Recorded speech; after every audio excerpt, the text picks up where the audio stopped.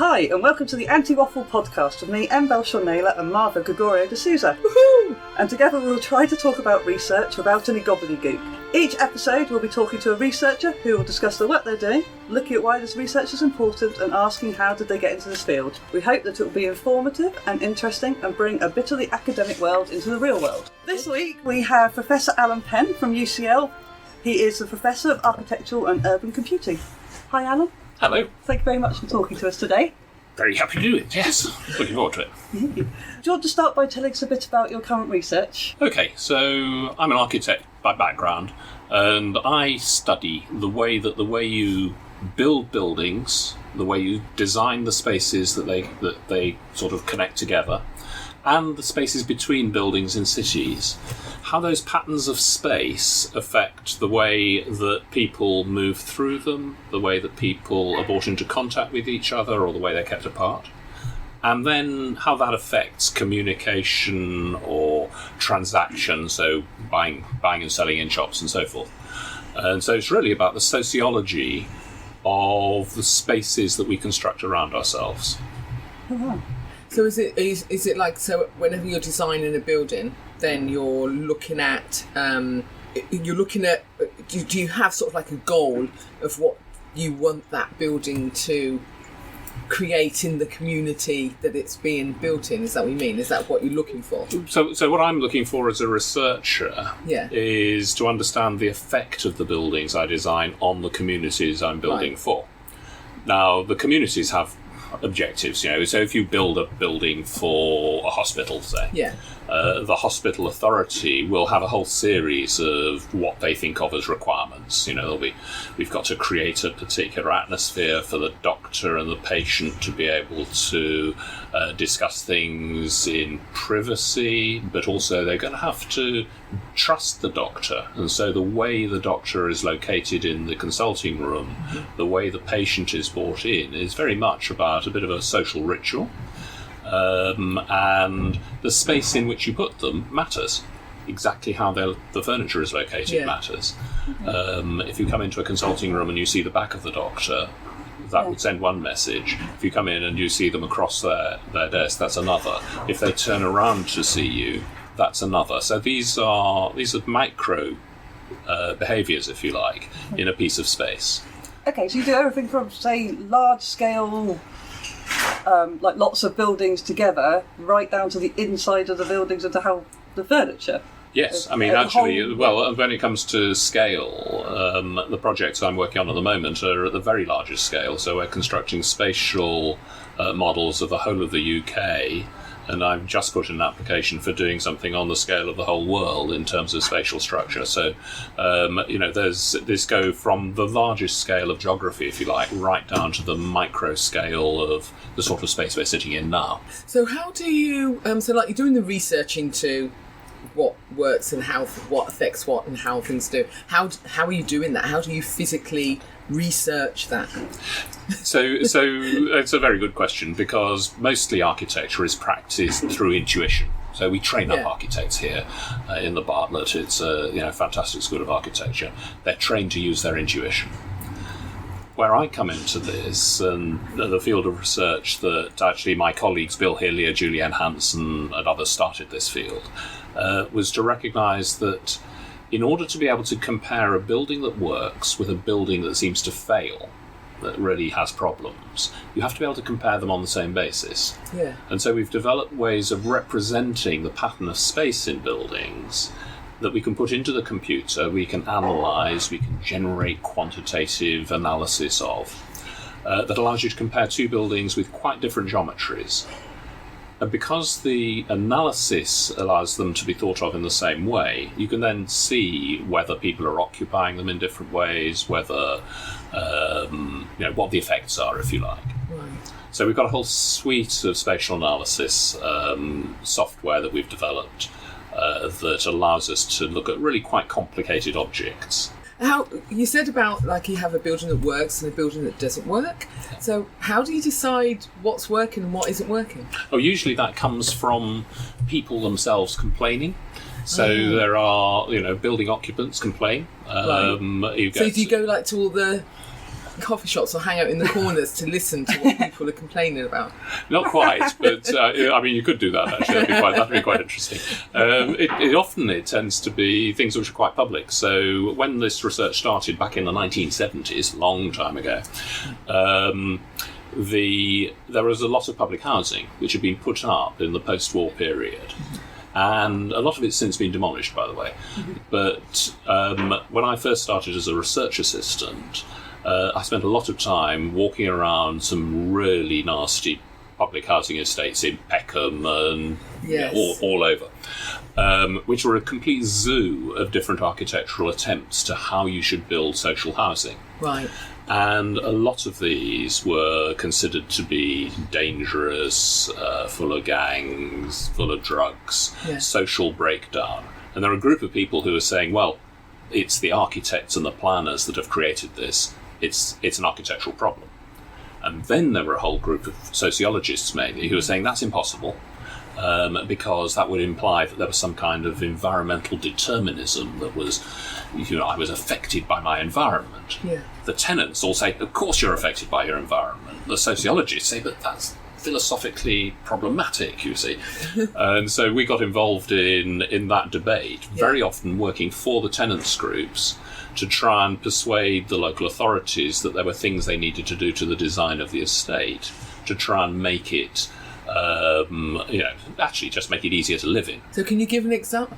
So one of the estates that we worked on, this was in the sort of Thatcher's days, yes. So there was a great spate of people wanting to take down upper level walkways. They thought the features of modern architecture with upper level walkways were to blame for the breakdown of the social cohesion on the estates. And they came along and they sort of knew the minister would want to stand there next to a big crane lifting the upper level walkway down, nice photo opportunity. Yeah. And the tenants, of course, were saying, but that bridge is what connects my front door, to the lift, and I've got a pram, and I'm on the 6th floor. What are you doing taking down the bridge? They just hadn't thought about it, basically. So what we did was we got involved in working with tenants groups, analysing the spatial structure, plotting out where crimes were taking place, looking at how the kids occupied the space, looking at how adults moved through. And we found some wonderful phenomena, if you like, from a scientific point of view, about the way that these rather complicated, really, really complicated bits of space were actually being used by people. You observe how people vote with their feet, if you like. Yeah. And you then take that back to the tenants, the local community, and say, well, this is what we found. And they don't say, oh, yes, that makes sense. That's because of this. Or, those kids hanging out there, you know what, they're not from our estate, they're from the other estate. And they're just hanging, and, it was all that sort of thing.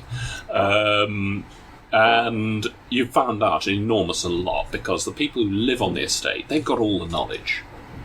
What we come in as researchers is bring generic, methods of analysis, statistics, and the computational stuff and so forth, and we can show patterns. They then explain them, and you work together to actually empower the local community to talk to the professionals, the architects, the planners, the local housing officers, and so forth, about what it is they actually need to achieve, to actually make lives better. So you mentioned sort of working with sort of sociologists to look at this. Do you then now collaborate with sort of different groups of people to look at these projects? So in those days, it was more of a competition with the sociologists, actually, in principle, because what we were talking about was not what was orthodox in sociological terms at the time. Sociology has changed. Sociology went through what's called a spatial turn, where all of a sudden they recognised that space did matter. Yeah. But at the time we were doing these things, they were the arch group of people denying that it was actually possible for the way you designed it to have any effect on people. Right. Yeah. It was all to do with management, it was to do with education, it was to do with economy and all sorts of other things. That's right. And the architecture must be just a background. Yeah. So there'll be the same problems regardless of whatever the building is, or that's right. Yes, we do collaborate with sociologists, but it tends to be sociologists who think like us, if you like. It's one of those sorts of things. So another piece of research is to do with how scientists work in research laboratories. We got approached by, in fact, the Department for Education and Science at the time, which was the ministry, and they were producing design guidance on how you design research laboratories. Right. And they wanted some understanding of why did certain laboratories produce really productive research and other ones be less productive. And so this beginning to be able to compare, one with another was an important thing to do. Yeah. So we did a whole lot of research actually looking at good laboratories that were considered really productive, and worked out some very simple ways in which people occupy the laboratories, the way that scientists work together, the way they communicate, where the structure of space can either make things work or inhibit them. Yeah. And so wet labs, so the laboratories that the life sciences and the medics and so forth use, they're called wet labs because they've got sinks, they've got drains. Yeah. Okay. I assumed it was like a wet bathroom where everything is, No, wet play. It's not quite wet play. not wet play. Wet lab. Anyway, there's dry labs and wet labs, and dry labs is physicists. Right. Electronics. You've got to get your electrics dry, you see. The wet labs is people with test tubes and pipettes. They all have sinks and drains. Yeah. Okay.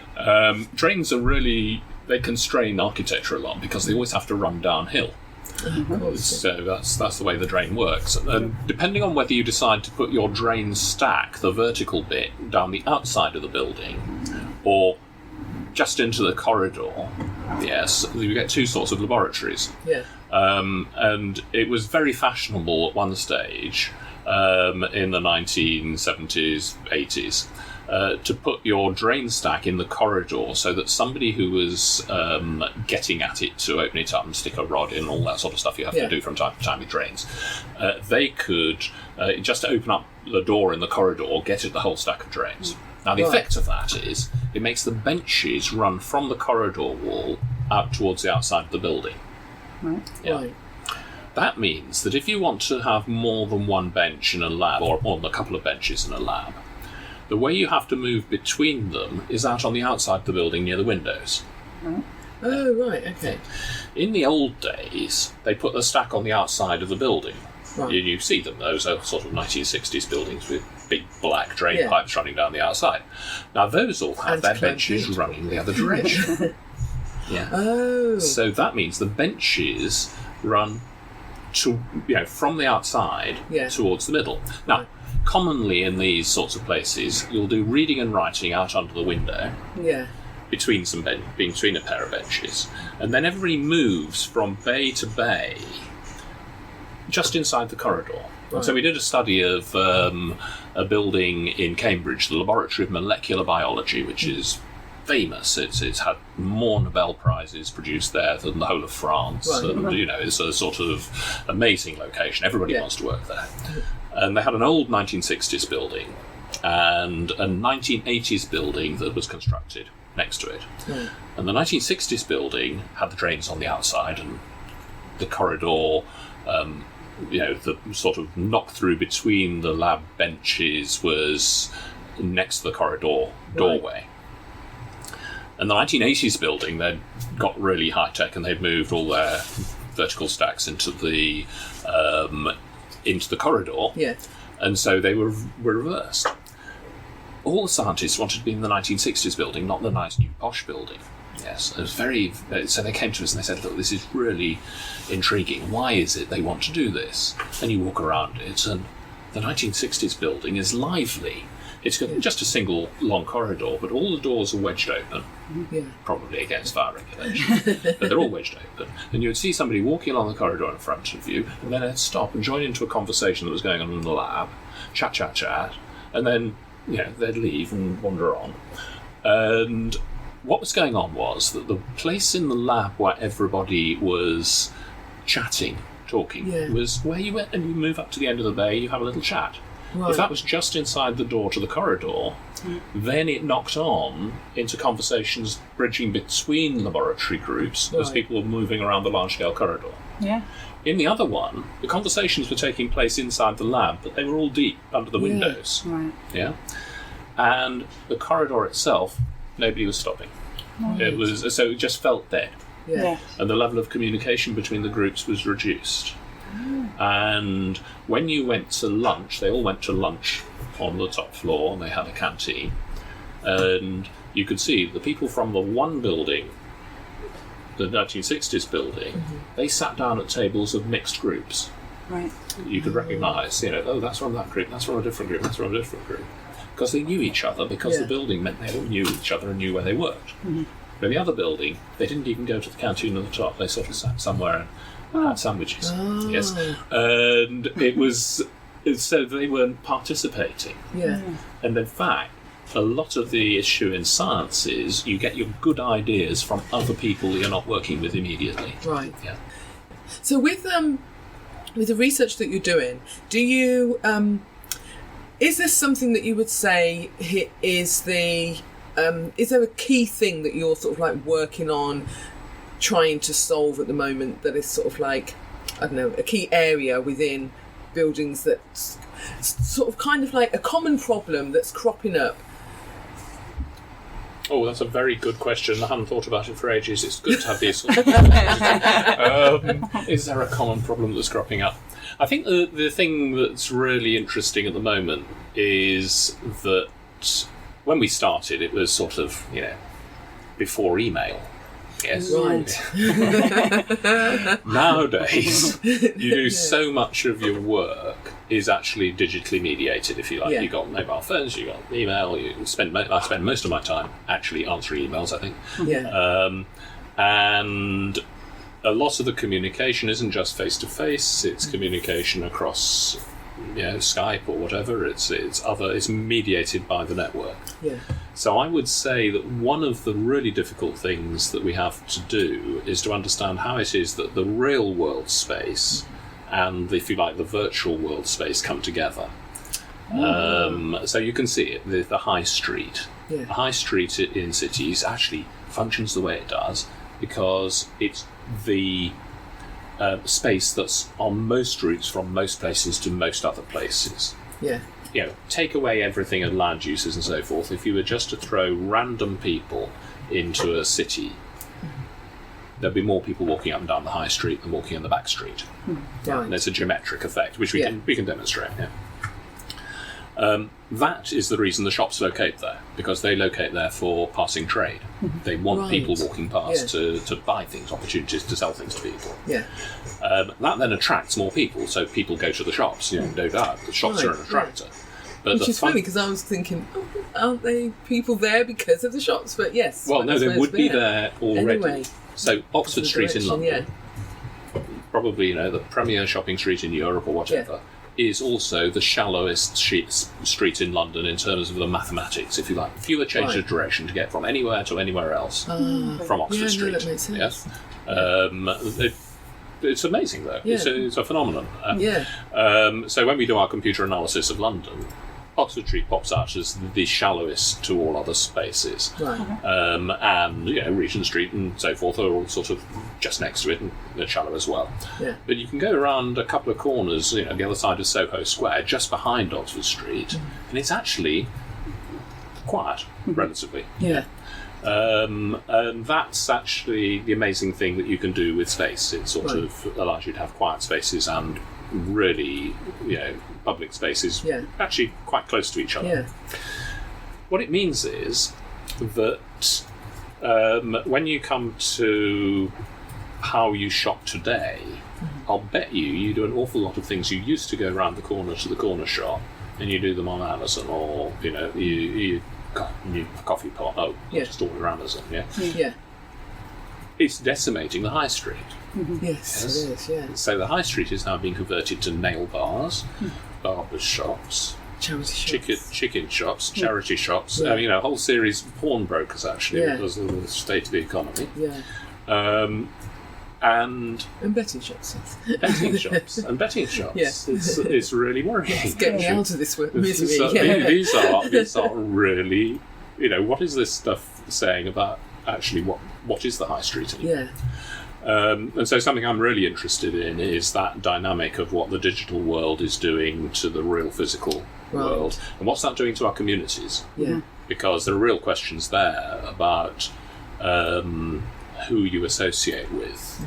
And as soon as you associate with your friends on Facebook, well, guess what? They all think the same as you about something or other, because that's how you select your friends. Yes. And that's how the algorithms true. select who suggest for friends. You might like to connect with so-and-so because they look similar to you. the same words. Yes, or they're interested in similar things or whatever. And then you get this echo chamber that is sort of, where you are on Brexit, this side or that side. Well, you're probably only talking to the ones who are on the same side as you on the social media. Yeah. Real space, my neighbour thinks the opposite to me on Brexit. Right. I discovered. But I discovered because we had dinner and we live next door to each other and it's in real space. Right. Yeah. Now, actually, that allows you to have a proper engaged discussion over dinner, too much alcohol, about the issue. But at least you're together. You're not separated off in this echo chamber, which seems to come out of the virtual digital world. Right. So I think there's some really important things about the role space has in actually overcoming some of these polarisations in society. Right. Yeah, we also learnt recently that there's a big generation gap as well, isn't there, about how people view sort of the virtual world as well.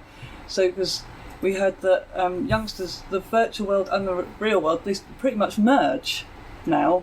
So their views on things are very different to how sort of we are, where we can still have a sort of real world and a virtual world slightly separate. I still think the internet is separate to the real world, and then that does that then affect the space? That must make it even more difficult to sort of try and, as a generation. I don't know. I haven't really thought about what the generational divide is. There's no doubt that the younger generation are much more adept. They've been living with technology all their lives. Yeah. Like I said. Yeah.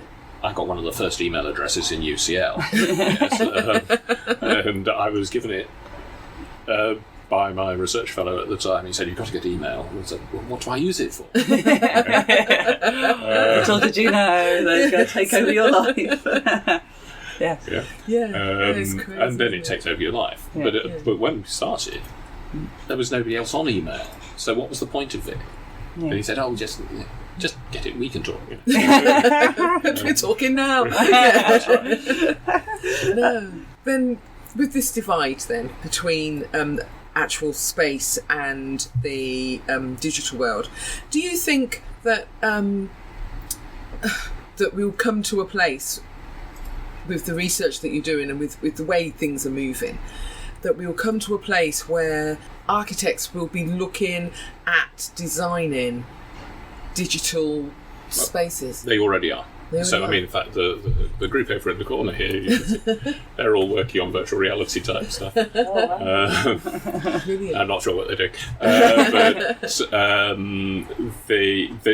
There's a whole series of programs here which are all about taking architects who, as I said, are trained in their intuition and thinking intuitively about things, and getting them the programming skills so that they can actually intervene in the digital. Right. So I think the architectural profession will merge these two together. Right.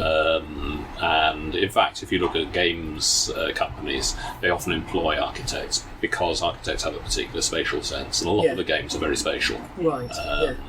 So it's not necessarily the same, but there's a big bridge across between the two. Wow. And so do you think then you'll still use we as a society will use the research that you're doing into sort of like, well, what works, what makes a community in a space work? Do you think those same principles will be used? So I think that's actually the research question. It's very useful this year. Writing my next research. There's a research question there, which is: are they the same principles that we use in the real world? Yeah. that happen in the digital world, or are they different principles? And they may be entirely different. We don't know, but it's something which is open to research. So let me give you a sort of, for example, navigating around in web pages can be notoriously difficult. And one of the reasons for that is that it's not obvious what the structure is of the whole map of how all the different web pages link together from the point of view of any individual location in it.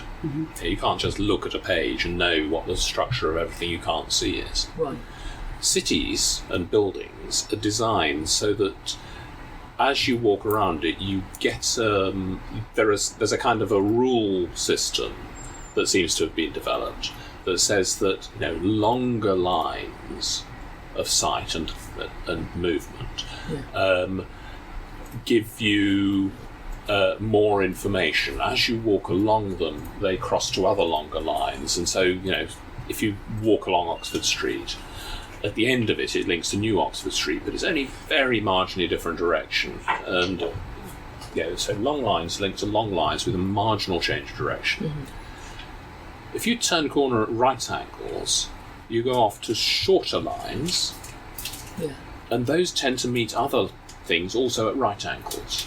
So there's some really interesting things. Short lines don't tend to be sinuous like that. They tend to, So the Bull's Pond Road goes across the whole of North London. Very long and very sinuous. It's one of those really old roads, but it's all long lines. Now that's something you can become intuitive about. So you just follow your nose as you're navigating around an old city like this one, and you've internalised the logic of how spaces connect together and how long it takes to get somewhere. That doesn't yet exist for the digital world, as far as I can see. We don't have that in web space. So what we do is we use Google. We just search and we jump. So we don't actually know where we are. Because we've just jumped into a page here because we searched for a term. And you might click on a link and go somewhere else. But actually, when they start measuring these things, people don't click very far on very many links. They don't go 2 or 3 deep. By the time you've gone 3 deep, they've probably typed in another search term. I feel a bit lost now. You know what I mean? I'm not. Yes, I'm. That whole virtual stuff hasn't yet developed the use of people's intuitive skills to help them navigate around. And now we're wandering around with GPS on the phone all the time. So this city mapper or something, and actually you're in this complete fog. You're not looking at the world anymore. You're just looking at this map in front of you. That's had an effect. So that's another effect of the digital, by the way, is the GPS locating you in the world because the satellite's up there. So you actually now, the world has actually shrunk for you from what it used to be. In the old days, at school you were taught how to read an Ordnance Survey map and do back bearings and all that sort of stuff. Nowadays they're just walking off cliffs. I really love maps. I'm so really old. I like maps. I've just taken on being Chief Scientific Advisor at the Ministry of Housing, Communities and Local Government.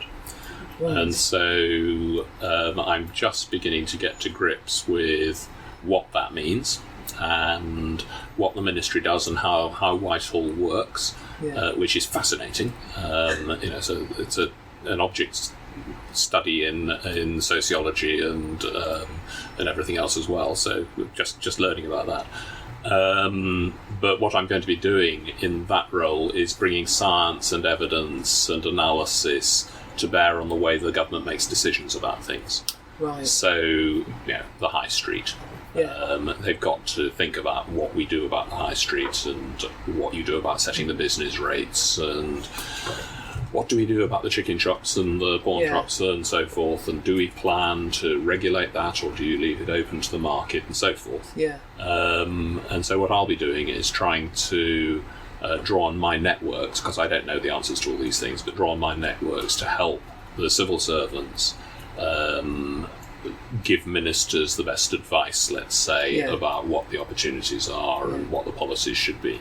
At least let them know what they need to be thinking about, because they probably don't know from that perspective. Well, no, they do know. They're incredibly expert, and they've been working on this for a long time. But the use of a scientific approach, a lot of the way that governments and politicians work is according to gut feel and emotion. Yeah. My job is to try and make sure that the gut feel and emotion aren't misleading them in the face of evidence. Mm-hmm. So that if the evidence says, do you know what, those upper level walkways aren't the issue, yes, don't ask for that photo opportunity because you might regret it later when the lady comes out and says, how do I get the pram to the lift? There's a lot of it's sort of common sense, but a lot of it is actually let's do the proper analysis, let's properly understand the problem, and then work on that basis rather than just the photo opportunity. Right. Yeah. Is it a new role, or is it? So almost all the ministries, the departments of government have a chief scientific advisor. Yeah. The Ministry of Housing, Communities and Local Government haven't had one for 7 years because of austerity. So they lost the last one 8 years ago now. Yeah. And it was a cost saving because there was a 60% reduction in their budget. That actually is one of the reasons why local authorities, all the budget goes to local authorities, a lot of the budget. It's one of the reasons local authorities have been so stymied over the last few years is because of that. Yeah. But then we've had Grenfell. And so, horrific as Grenfell is, it's a wake-up call to government that the building regulations, the fire regulations, the inspection regime, the way we construct our buildings and so forth, something's gone wrong. Yeah. And the local authority are not bathed in glory by how they approached this because the tenants told them that something was going wrong. And so, in that area, the need for evidence and scientific advice and so forth becomes quite clear. And so that's part the reason I'm being brought in now is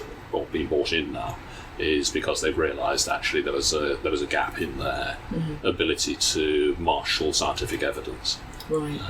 And so that's what I'm aiming to do something like that. Brilliant. So important. Yeah. Brilliant. No, it's very interesting. Really it takes us back to actually listening to what the actual people are saying on the ground, the users, and that's a key component of the whole thing. Is actually it's all about listening to the tenants and the communities and hearing what they say. Right. They're the experts, actually, in a sense. Yeah, they have real expertise.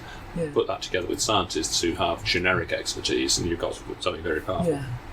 Do you want to tell us a bit about how did your career? How did my career work? Yeah. Oh, goodness me. That's going back a bit. I was an architect, and I went off and I worked for the NHS actually. So I did in the 70s they had health authorities would have their own architecture department before Thatcher decided to close them all and privatise it.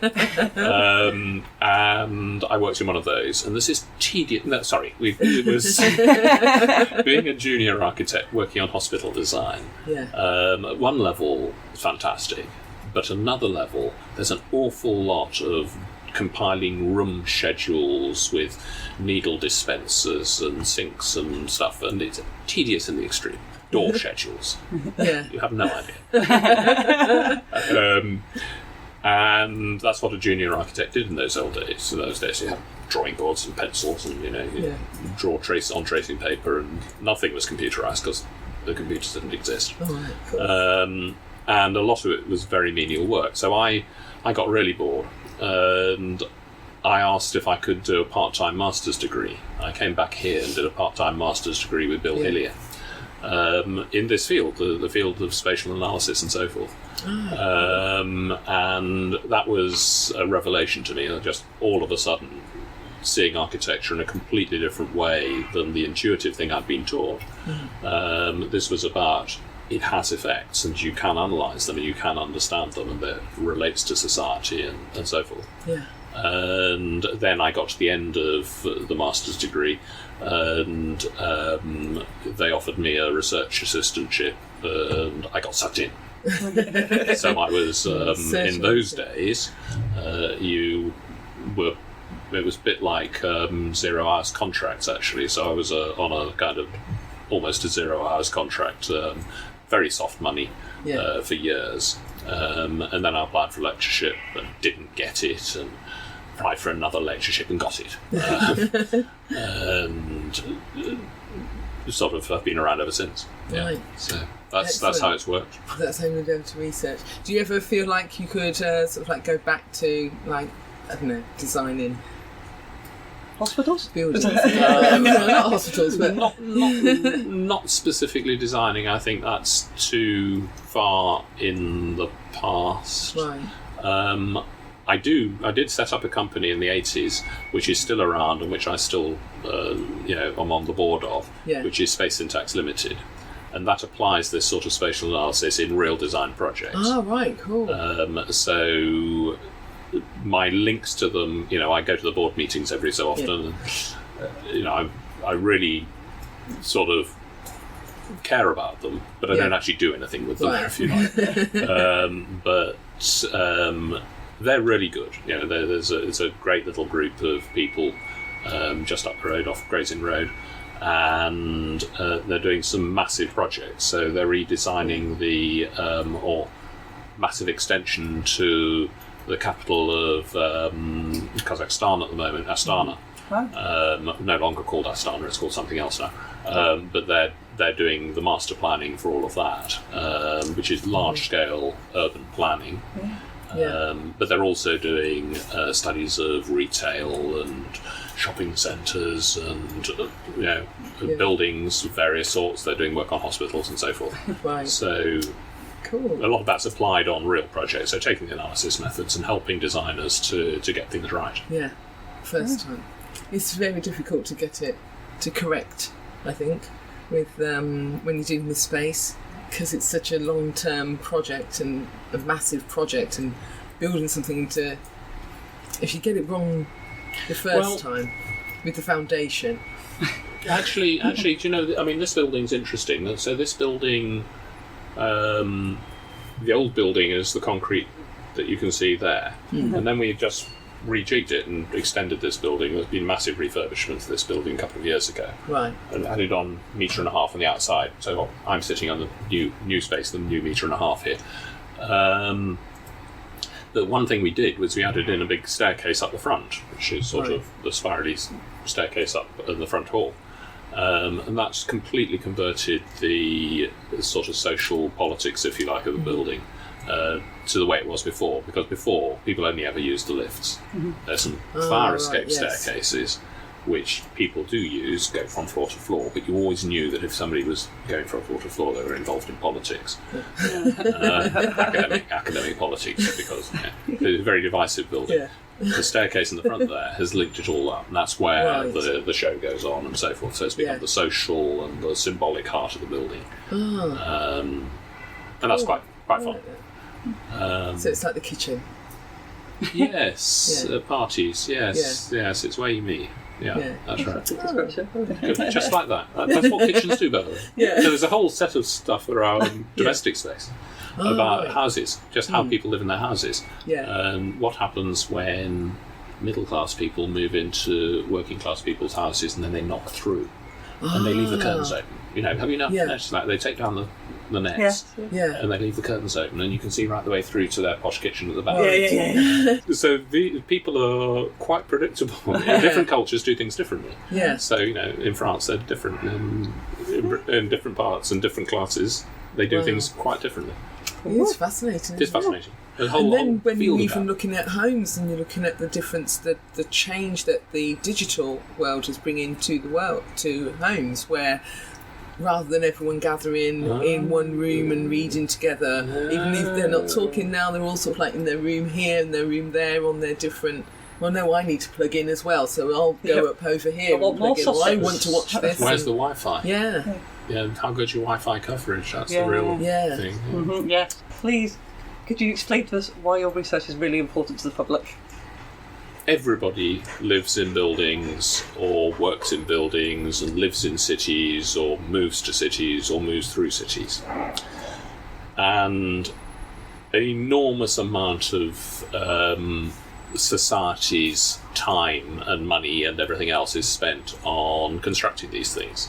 So understanding how they actually work and making them work in a successful way is really important. It's important for everybody. Most people don't think about it most of the time. You think about these things when they go wrong. Yeah, it's like hammering away with a hammer and it's just an extension of your hand. And you don't think about it until the head falls off and it's broken and, oh goodness me, all of a sudden what's happened? Yeah. So that happens in architecture and planning. We think about it when it goes wrong, but most of the time when it's working well, you just use it. It's just the way, it's just a part of you. Yeah.